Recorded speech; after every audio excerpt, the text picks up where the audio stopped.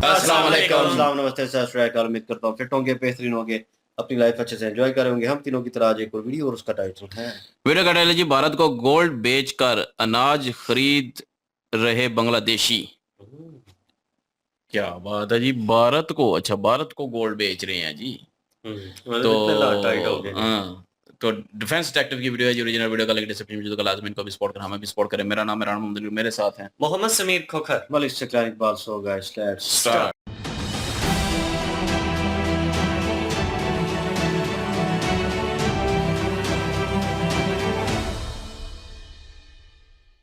इस वीडियो में बताई गई सारी जानकारी पब्लिक प्लेटफॉर्म पर उपलब्ध है। इसमें ऐसी कोई जानकारी नहीं दी गई है जिससे हमारे सुरक्षा बलों की गोपनीयता भंग होती है। डिफेंस डिटेक्टिव सेना का सम्मान करता है और उन्हीं जानकारियों के आधार पर काम करता है जो सार्वजनिक रूप से मौजूद है। कहा था ना, बांग्लादेश दाने दाने को मोहताज हो जाएगा।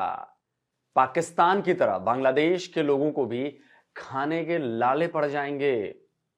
लेकिन तब मुझे भी इस बात का अंदाजा नहीं था कि वो दिन इतनी जल्दी आ जाएगा। वो दिन आ चुका है। कल तक भारत के सामने अकड़ रहे बांग्लादेश ने पहले तो भारत से आलू मंगवाए और अब चावल खरीद रहा है। लेकिन बांग्लादेश की हालत इतनी बुरी हो चुकी है कि वहां के लोग भारत में अपना सोना बेचकर खाने पीने का सामान खरीद रहे हैं। और यह आज से नहीं हो रहा है, ये पिछले काफी लंबे वक्त से किया जा रहा है, लेकिन पिछले कुछ महीनों में इसमें जबरदस्त तेजी आई है। नमस्कार दोस्तों, डिफेंस डिटेक्टिव के एक और नए एपिसोड में आप सभी का स्वागत है। मैं हूं आलो। दोस्तों, बहुत ही चौंकाने वाली रिपोर्ट्स आ रही हैं। खबर यह है कि बांग्लादेश से लोग अपना सोना भारत में बेचने के लिए भेज रहे हैं और उससे जो पैसे मिल रहे हैं उससे राशन खरीद रहे हैं, सब्जियां खरीद रहे हैं, अनाज खरीद रहे हैं। यह खबर कंगाल बांग्लादेश की असलियत बयान कर रही है। यह खबर भूखों मरते बांग्लादेशियों की सच्चाई दिखा रही है। यह खबर भारत के खिलाफ प्रोपेगेंडा करने वाले बांग्लादेश की औकात बता रही है। यह खबर बता रही है कि भारत के जरा सा अनाज के एक्सपोर्ट की रफ्तार कम करने पर कैसे बांग्लादेश में हाहाकार मच जाता है। और आज ये बांग्लादेशी भारत को धमकाने की कोशिश कर रहे हैं, भारत से इंपोर्ट बंद करने का ड्रामा कर रहे हैं। आप सोच रहे होंगे कि यह कौन सी खबर है जिसने बांग्लादेशियों को उनकी असल औकात याद दिला दी है। यह खबर आपको बताऊंगा, लेकिन उससे पहले एक और बात बताना बहुत जरूरी है। दोस्तों, इन दिनों बांग्लादेशी अखबारों में एक पूरा सेक्शन भारत की मीडिया में बांग्लादेश के बारे में छप रही रिपोर्ट्स पर रहता है, जिसमें बांग्लादेश की खराब इकॉनमी, बांग्लादेश में हिंदुओं पर अत्याचार या दूसरी खबरों को फेक न्यूज बताया जा रहा है। इसीलिए आज इस खबर के बारे में बताने की शुरुआत में बांग्लादेशी अखबार से ही करूंगा बतौर सबूत। तो ये बांग्लादेश का leading newspaper the daily star है। 5 दिसंबर को छपी इस हेडलाइन को देखिए। लिखा है, अनाज के एवज में सोना, भारत के निर्यात में कटौती से अदला बदली की तस्करी में उछाल। अब यह खबर क्या बता रही है, जरा वो समझिए। आप बार्टर सिस्टम जानते हैं? बार्टर यानी वस्तु विनिमय। पहले के समय जब कोई रुपया नहीं होता था, मुद्रा नहीं होती थी, तो लोग बाजार में एक सामान के बदले दूसरा सामान ले लेते थे। जिसके पास जो सामान होता था वो दूसरे से अपने सामान के बदले उसका सामान लेकर अपनी जरूरतें पूरी कर लेता था। इसे ही वस्तु विनिमय या वस्तुओं की अदला बदली कहा जाता है। और ट्रेड का यह तरीका केवल भारत ही नहीं बल्कि दुनिया भर में होता था। तो यही बार्टर यानी सामानों की अदला बदली का खेल भारत बांग्लादेश बॉर्डर पर किया जा रहा है। तो इस खबर को दुनिया के दिग्गज न्यूज एजेंसी रॉयटर्स ने 4 दिसंबर को पब्लिश किया था। यह रिपोर्ट बता रही है कि बांग्लादेश की तरफ से भारत में सोने की तस्करी की जा रही है और सोने के बदले में अनाज, चीनी और प्याज जैसे सामान बांग्लादेश में चोरी छुपे ले जाए जा रहे हैं। जरा सोचिए कि बांग्लादेश की क्या हालत हो चुकी है, बांग्लादेशियों की क्या हालत हो चुकी है। वो सोना देकर अनाज ले रहे हैं, प्याज ले रहे हैं, चीनी ले रहे हैं। देखिए, बांग्लादेश से भारत में सोने की तस्करी कोई नई बात नहीं है। आप इंटरनेट पर खंगालेंगे तो पिछले 10-12 सालों की खबरें आपको नजर आ जाएंगी। ये दोनों देशों के लिए नुकसानदायक है। बांग्लादेश से सोना गैर कानूनी तरीके से भारत में आना यानी भारत गोल्ड इंपोर्ट की ड्यूटी की चोरी होना। लेकिन पिछले 1-1.5 सालों से बांग्लादेश से होने वाली सोने की तस्करी के एवज में पैसों के बदले अनाज और दूसरी खाने पीने की चीजें ली जा रही हैं। साल 2022 में भारत ने घरेलू बाजार में बढ़ती महंगाई को कंट्रोल करने के लिए अनाज और दूसरी कई खाने पीने के सामान के एक्सपोर्ट पर रोक लगा दी थी। इसी तरह चीनी के एक्सपोर्ट पर भी पाबंदी लगा दी गई थी। इसी तरह नॉन बासमती राइस के एक्सपोर्ट पर भी रोक लगाई गई थी। प्याज के एक्सपोर्ट पर रोक तो नहीं लगाई गई थी, लेकिन एक्सपोर्ट ड्यूटी 40% कर दी गई थी। इससे अपने आप प्याज का एक्सपोर्ट कम हो गया था। लेकिन ऐसा नहीं था कि इन पाबंदियों की वजह से मुश्किल में पड़े किसी देश की भारत ने मदद नहीं की। भारत ने पाबंदी को दरकिनार करते हुए केन्या को पिछले साल चीनी की खेप भेजी थी। एक्सपोर्ट कोटा के लिमिट के बावजूद मालदीव्स की रिक्वेस्ट पर दाल, चावल, गेहूं, प्याज, आलू और दूसरे सामान भी भेजे थे। मलेशिया को भी नॉन बासमती चावल की सप्लाई की थी। बांग्लादेश को भी गेहूं, चावल, प्याज और आलू की सप्लाई की गई। लेकिन बांग्लादेश के हालात इतने खराब होते जा रहे हैं कि वहां खाने पीने के सामानों की किल्लत हमेशा बनी रहती है। महंगाई आसमान छू रही है। 1 किलो आलू या प्याज के लिए लोगों को मोटी रकम चुकानी पड़ती है। ऐसे में लोगों ने भारत से तस्करी का रास्ता चुन लिया है और इन सामानों की कीमत वो सोना देकर चुका रहे हैं। खबर बता रही है कि बांग्लादेश की तरफ से साल 2022 से ही अनाज के बदले सोने की तस्करी शुरू हो चुकी थी। बीएसएफ ने कई बार ऐसे तस्करों को पकड़ा है, कई बार तस्करी की कोशिश नाकाम की है। बांग्लादेश के अखबार द डेली स्टार की इस खबर में बताया गया है कि भारत की बॉर्डर सिक्योरिटी फोर्स के एक ऑफिसर ने बताया है कि अक्टूबर में भारत के पश्चिम बंगाल में बांग्लादेश की सीमा के पास एक शख्स को पकड़ा गया। उसने अपनी मोटरसाइकिल के एयर फिल्टर में 4.7 किलो सोना छुपाया हुआ था। बीएसएफ के उसी ऑफिसर ने तस्करों से पूछताछ की और उसके आधार पर बताया था कि अनाज और खाने पीने के दूसरे सामानों के लिए 18 सोने के बिस्किटों की एक तस्करी के लिए एक तस्कर को 10,000 रुपए मिलते हैं। रिपोर्ट यह भी बता रही है कि हर साल भारत से बांग्लादेश 2 मिलियन टन अनाज की तस्करी की जा रही है। कई बार तो ट्रकों में रेत के नीचे यानी चीनी या दूसरे अनाज छिपाकर ले जाते पकड़े गए और अंदेशा जताया जा रहा है कि पिछले कुछ महीनों में भारत और बांग्लादेश के बॉर्डर पर इतने तनावपूर्ण हालात और कड़ी सुरक्षा के बाद भी बांग्लादेशी तस्कर भारत में सोना सप्लाई कर अनाज, प्याज और आलू जैसे सामान लेकर जा रहे हैं। अभी भी इनके पास वक्त है कि अभी आप मेज पे बैठे मुज़ाकरात के जरिए बात करें। आपके पास जब डॉक्टर जयशंकर ने अपना सेक्रेटरी भेजा, आपने उसको ऐसे भेज दिया जैसे एक एवं किसी एक छोटे से मुल्क का कोई नुमाइंदा है, आपने भेज दिया। इनको ख्याल नहीं आ रहा कि इंडिया क्यों नहीं रिएक्ट कर रहा। भाई इंडिया इस वजह से आपको कुछ नहीं कह रहा कि इंडिया ये सोच रहा है कि ग्लोबल पॉलिटिक्स जो चल रही है, अमेरिका, रूस, चाइना मुझे ये कहेगा कि आपकी ये वैल्यू रहेगी आप एक छोटे से मुल्क से लड़ रहे।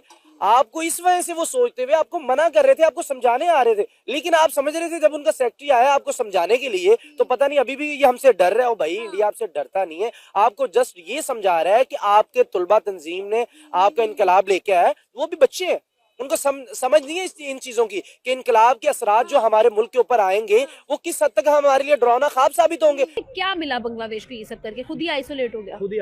ठीक है, उनको वहां पर खाने के लाले पड़े हुए हैं। बांग्लादेश की जगह बांग्लादेश बन चुका है। ऐसा बांग्लादेश जो टेक्सटाइल्स के अंदर नंबर 1 की पोजीशन पर जा चुका था, उसको जिसको कहते हैं ना नाको चने चबवाए हैं और सही में जो है वो बोल्ड किया है इंडिया ने। ठीक है, मैं कहने का मकसद मेरा ये है कि आप जिस थाली में खाते हैं उसमें मत धोखा करें। हम जानते हैं आप हमारा जुदा हुआ एक टुकड़ा है, हमारे दिल से आप अभी भी जुड़े हुए हैं, हमारे दिल पे वो अभी भी जख्म है कि आप हमसे जुदा हो गए थे। लेकिन एट द सेम टाइम आपको ये नहीं भूलना चाहिए था कि जिसने आपको इतनी सक्सेस तक पहुंचाया, आप बाकी सब कुछ छोड़ दें। जिस टेक्सटाइल्स में आप नंबर 1 है वहां पर आपको किसने पहुंचाया?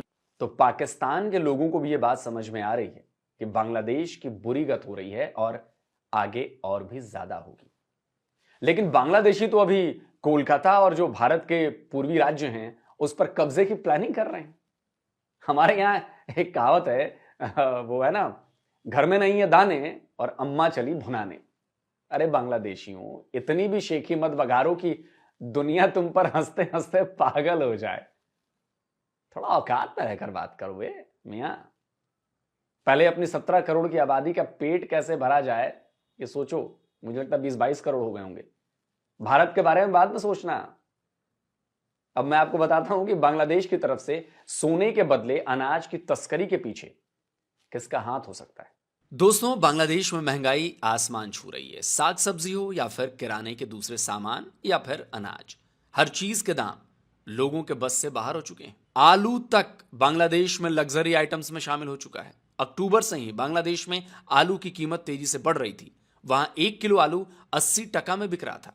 बांग्लादेश भारत के अलावा और भी देशों से आलू प्याज इंपोर्ट करने की बात कर रहा है, लेकिन अभी भी बांग्लादेश में 1 किलो आलू की कीमत 80 से 90 टका के बीच बनी हुई है। तमाम गतिरोधों के बावजूद भारत ने हाल ही में 1900 टन आलू बांग्लादेश को भेजे हैं ताकि कीमत में कुछ कमी आ सके। लेकिन बात सिर्फ आलू की नहीं है। बांग्लादेश के सेंट्रल बैंक का यह डेटा देखिए। नवंबर में बांग्लादेश में महंगाई दर 11% से ऊपर थी। रिजर्व बैंक पहले ही कह चुका है कि महंगाई घटने के आसार अगले साल मई जून के बाद ही दिखाई दे रहे हैं। 16 दिसंबर को अखबार द फाइनेंशियल एक्सप्रेस में छपी इस रिपोर्ट को देखिए। यह रिपोर्ट बता रही है कि बांग्लादेश में आसमान छूती महंगाई ने देश के 17.8 मिलियन लोगों को गरीबी रेखा के नीचे धकेल दिया है। तो हो ये रहा है कि अनाज और खाने पीने का कारोबार करने वाले कारोबारी भी महंगा अनाज नहीं खरीद पा रहे हैं, और अगर खरीद भी रहे हैं तो महंगे दामों की वजह से उनकी बिक्री नहीं हो पा रही। लोग बिल्कुल जरूरत भर का सामान खरीद कर ही काम चला रहे हैं। तो ऐसे हालात में तस्कर यानी कि स्मगलर्स एक्टिव हो गए हैं। वो इन लोगों से सोना लेकर भारत पहुंचाते हैं और उसके बदले अनाज लेकर आते हैं, चावल हो, गेहूं हो या आलू प्याज जैसे सामान बांग्लादेश लाकर इन लोगों को दे रहे हैं। अब ये भी सोचिए कि आलू प्याज और अनाज के बदले सोना दिया जा रहा है, तो बांग्लादेश की हालत क्या हो चुकी है। लेकिन अभी तो ये शुरुआत है। अभी तो भारत ने बांग्लादेश को अनाज और खाद्य पदार्थों का एक्सपोर्ट बंद नहीं किया है या बैन नहीं लगाया है। लेकिन अगर बांग्लादेश अपनी हरकतों से बाज नहीं आया तो यह तय है कि उसे दाने दाने के लिए और बुरी तरह मोहताज होना पड़ जाएगा। तो कंगलुओं को सोचो, दिमाग लगाओ बे।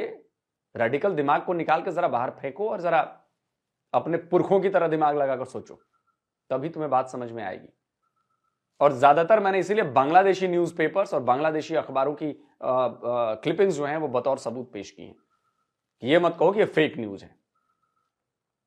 तो दोस्तों, आज का आपको ये वीडियो कैसा लगा कमेंट जरूर करिए, और इस वीडियो को मस्ट शेयर करना जरूरी है। ये मस्ट शेयर वीडियो है ताकि पता तो चले कंगलुओं की हालत कैसी है कि सोना बेचना पड़ रहा है खाने के लिए।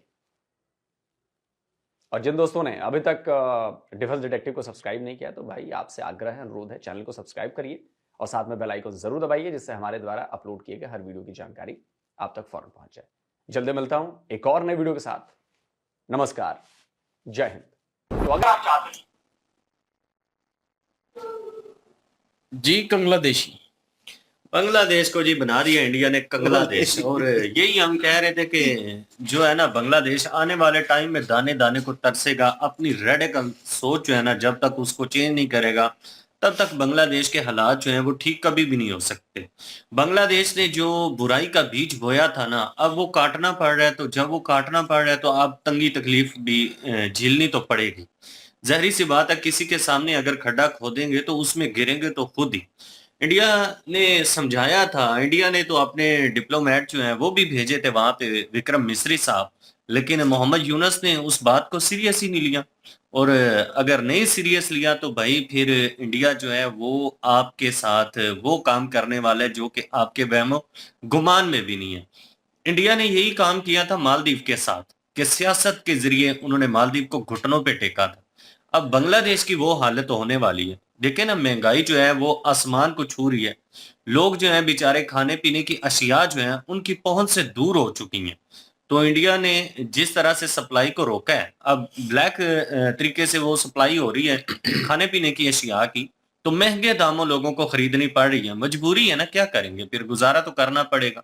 और वहां के जितने भी बिजनेसमैन लोग हैं जो तजारत करती हैं, ताजर बरादरी जितनी भी है, अगर वो महंगे दामों में खरीदेगा सामान तो वो कैसे आगे सस्ते दामों में बेच सकते हैं। उनके कारोबार के ऊपर भी फर्क आएगा। तो बांग्लादेश को तो समझ ले कि इस वक्त दोनों साइडों से घेरा जा चुका है।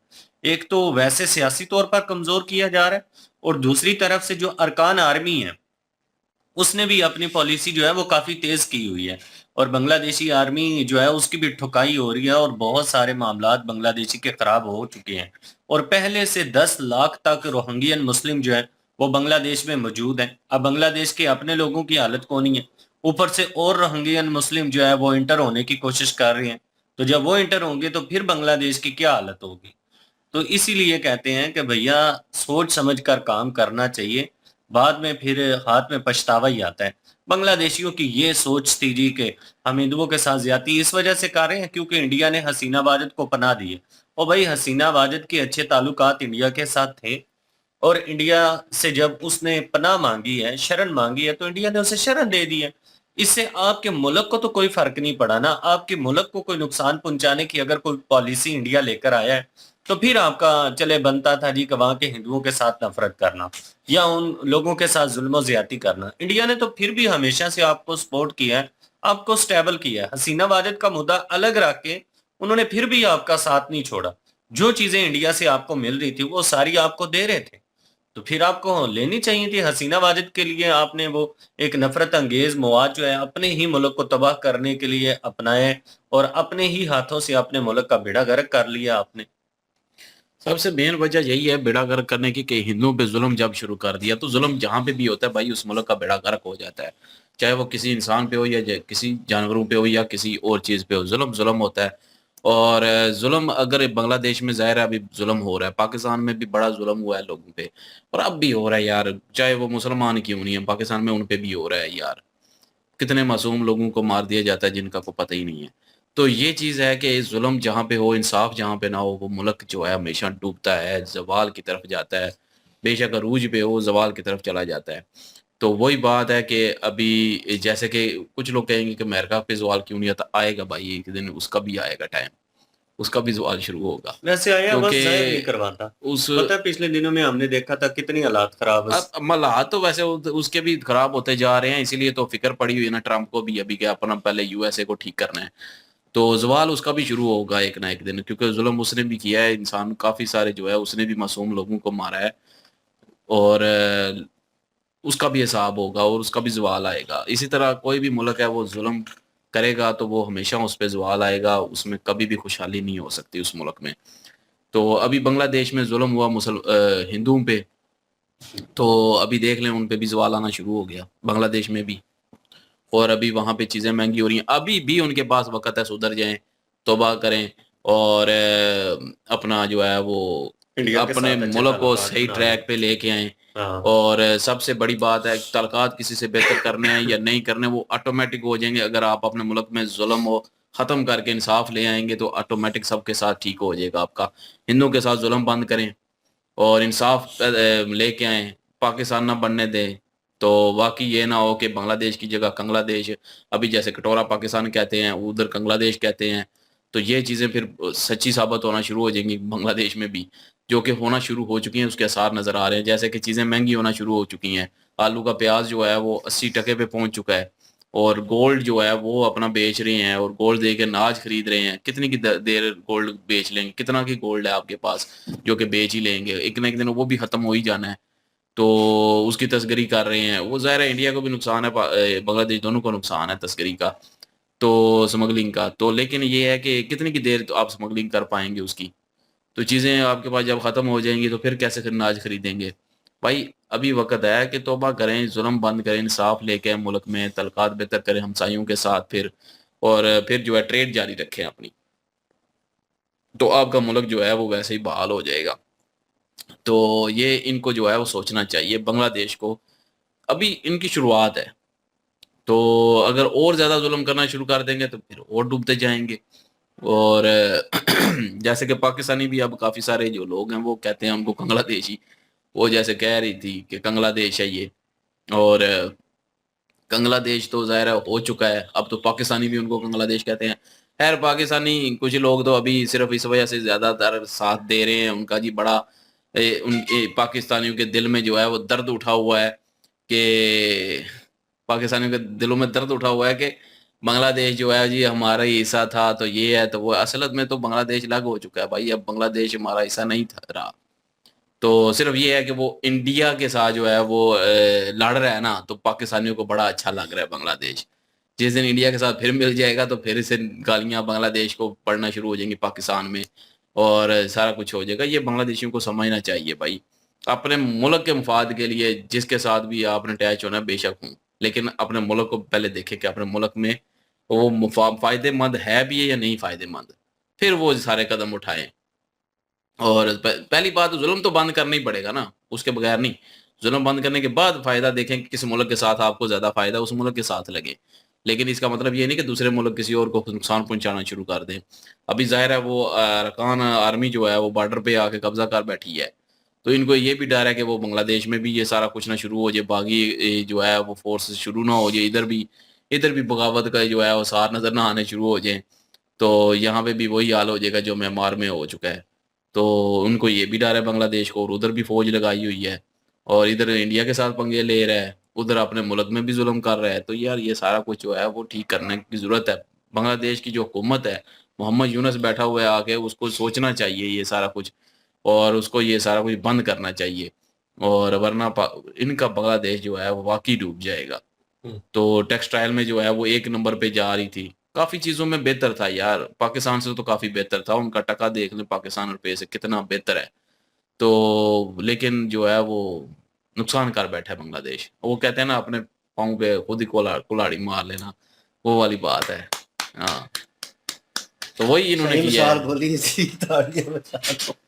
महाराज जी, ये तो सबको पता है कि वो रेडिकल सोच की वजह से सब कुछ हो रहा है।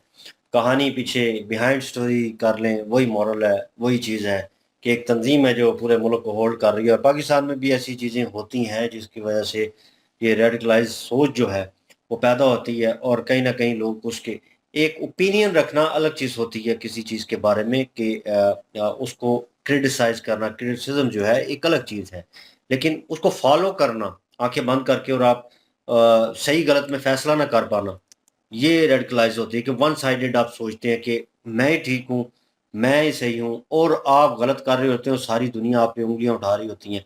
बांग्लादेश के लिए यही हो रहा है कि सारी दुनिया उसको कह रही है कि बेवकूफ़ के बच्चों तुम क्या कर रहे हो, गलत कर रहे हो, मत करो, ये अकड़ में कर रहे हो। और वो मोहम्मद यूनुस जो है वो सुनने को नहीं आ रहा, पता नहीं उसने क्या प्लान बनाया हुआ है, या क्या सोच रहा है आगे की, या क्या लेके बैठा हुआ है कि वो ठीक ठाक मुल्क चल रहा था, और ठीक आप इंडिया के आसरे चल रहे हैं, और वो आपको हेल्प आउट करता रहा है और अभी भी कर रहा है। इन दैट सिचुएशन कि आपने थोड़ा पीछे चले जाए तो आपने क्या कुछ किया है हिंदू लोगों के साथ, तो उसके बावजूद आपको सपोर्ट कर रहा है। बेवकूफ़ के बच्चों, क्यों अपने ऊपर आप दो दो इल्ज़ाम लगवा रहे हैं, और आप नमक हराम और पता नहीं क्या क्या आपको बोला जा रहा है। तो भाई क्यों इस तरह की हरकतें कर रहे हैं, समझ से बाहर है मेरे।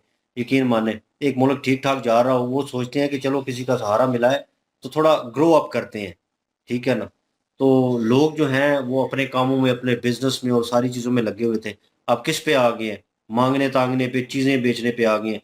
ये एक जो नशाई बंदा होता है ना, ड्रग एडिक्ट होता है, वो वैसे वाला साहब हो गया कि घर की चीज़ें बेचना शुरू हो जाना। तो अभी बांग्लादेशी जो हैं वो दाने दाने को तरस रहे हैं, तो अब वो अपना सोना जनाब बेचने पे, इतनी शर्मिंदगी वाली बात, यकीन माने। वो फिर भी इंडिया आपका साथ दे रहा है, वो कह रहा है चलो ठीक है, रहा है पास में इनके साथ ताल्लुक, ठीक है, शायद ये सुधर जाए, मौका दे रहा है। तो भाई उसको अकड़ में मत लो, उस चीज़ को अक्ल के साथ सोचो, और मेरे ख्याल में बांग्लादेशियों को खुद फैसला करना चाहिए। इतनी जनता ने चलो मिलके हसीना वाजिद को हटाया, और इन दैट टाइम हमें अच्छा लगा कि यार वो नेपोटिज्म वाला सिस्टम चल रहा है और वो सारी चीज़ चल रही है, तो कहीं ना कहीं यार होना चाहिए, और वो हटना चाहिए उस वे से। लेकिन पीछे कहानी कुछ और थी, पीछे कुव्वतें कुछ और थी, और सारा मसला कोई और था, वो सब कुछ हुआ। लेकिन उसके बावजूद अब जो कुछ हो गया, अब अवाम को इसलिए निकलना चाहिए कि यार ये क्यों ट्रेडिंग बंद कर रहे हो इंडिया के साथ, और उल्टा वो तंजीमें जो हैं और वो चंद लोग जो हैं, ठीक है, अक्सरियत में चंद लोग होंगे, वो जो एक किस्म की पार्टी बन के बैठी हुई है, जो चाहती है कि हिंदू धर्म जो है वो यहाँ यहाँ पे ना रहे हिंदू, और उनकी हर चीज़ हटाई जाए और यहाँ से उनको निकाला जाए, और वो सोच रहे हैं और वो बर्बाद कर रहे हैं, और वो गवर्नमेंट भी नहीं रोक रही। मुझे तो लग रहा है गवर्नमेंट ही पूरी की पूरी उनके साथ बेवकूफ़ाना फैसले कर रही है, और इंडिया अभी भी वार्निंग दे रहा है, स्टिल वार्निंग दे रहा है। इट्स मीन्स कि वो चाहता है कि कहीं ना कहीं हालात बेहतर हों, और जो लोग वहां पे वो अपने लोगों के लिए कर रहा है, नो डाउट, इंडिया कि यार अपने लोग जो हमारे वहां पे हैं सनातनी धर्म के, वो लोग सुकून से रहें, वो लोग अच्छी जिंदगी गुजारें, और उसके थ्रू वो बांग्लादेश को भी फुल ऑन सपोर्ट कर रहा है, जो बाकी मुस्लिम हैं उनको भी सपोर्ट कर रहा है। उन्होंने आपको पाकिस्तान से वो अलग किया और बचाया और सारा कुछ किया, तो वो भी नहीं आप देख रहे। एहसान फरामोश भी हैं, ठीक है, नमक हराम भी हैं, और ये सारे इल्ज़ाम लग रहे हैं और बिल्कुल ठीक लग रहे हैं बांग्लादेशियों के ऊपर। और वो लड़की कह रही थी कि हमारा मुल्क है, हमसे जुदा हो गया, हमारा ही सही था।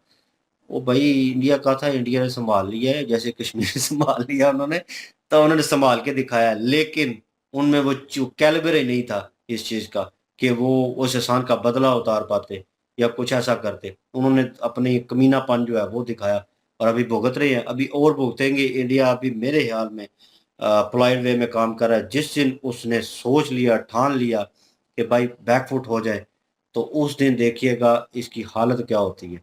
फिर प्योरली कंगलापुर जो है वो नाम जो है वो रखा बांग्लादेश। कंगलादेश जो है वो रखा जाएगा इसका। बहरहाल जी, आप क्या ओपिनियन रखते हैं इसके ऊपर?